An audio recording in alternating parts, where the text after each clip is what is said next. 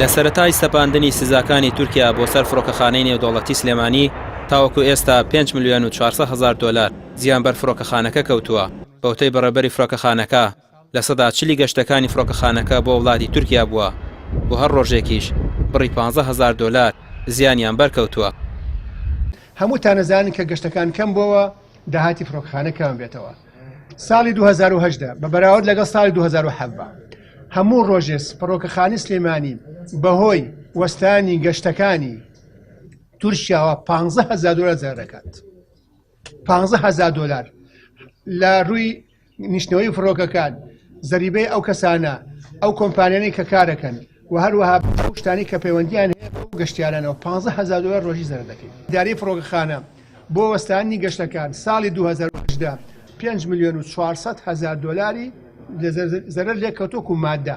بەڕێوەبەری فڕۆکەخانەی سلێمانی حکومەتی عێراق بە بەرپرسیاری ئاسایی نەبوونەوەی گەشتەکانیان لەگەڵ تورکیا دەزانێت، چونکە دەڵێت کوردستان بەشێکە لە عێراق و پێشتریش بۆ ئەو مەبەستە چەندین جار داوایان لە سۆرۆک وەزیرانی پێشووتر حەیدەر عەبادی کرد، بەڵام هیچ هەنگاوێکی نەنا. دەشتێت هەناردە بە ڕێژەی لە 82 کەمی کردووە و ڕێژەی هاوردەش بە ڕێژەی لە 173 کەمی کردووە. بە هەر هۆکارێک ساجۆری هۆکارەکە هەرچیە بێت، بۆ هەر ماوچەیەک بێت، بۆ هەر کەسێک بێت، بۆ هەر لایەنێ بێت، حکوومەتی عێراق بەرپرسە. حکوومەتی هەرێمی کوردستان بەشێکە لە حکوومەتی عێراق. هەرێمی کوردستان هەرێمێکی فیدرالیە، هیچ دەسەڵاتێکی نییە بەسەر هیچ وڵاتێکە و هیچ ڕێکەوتنامەیەک ناکرێت لە بینی هەرێمی کوردستان و وڵاتێکیکا بەپێی دەستور بەپێی یاسا بۆی نییە.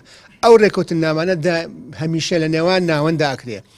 هەرێمی کوردستان هیچ پەیوەندیەکی ڕاستەوخۆی نییە بۆ بابەتەوە، بەڵام حکوومەتی عێراق ئەو هۆکارەی کە بەهۆیەوە فڕۆکەخانەی سلێمانی بەم شێوەیە تەنها حکوومەتی عێراق بەرپرسە.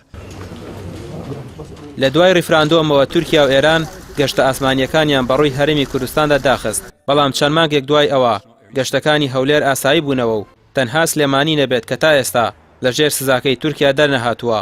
هەرچەندە سەرۆکۆماری عێراق لە هەفتەی ڕابردوو سەردانی تورکیای کرد، بەڵام دیار نییە قسەکان لەو بارەیەوە ئەنجامی هەبوو بێت یاخودنا، چونکە تورکیا سزاکانی بۆ ماوەی 3 مانگی تر لەسەر فڕۆکەخانەی سلێمانی درێژ کردوتەوە. ڕەمیار عوسمان، کەناڵی ئاسمانی پەیام، سلێمانی.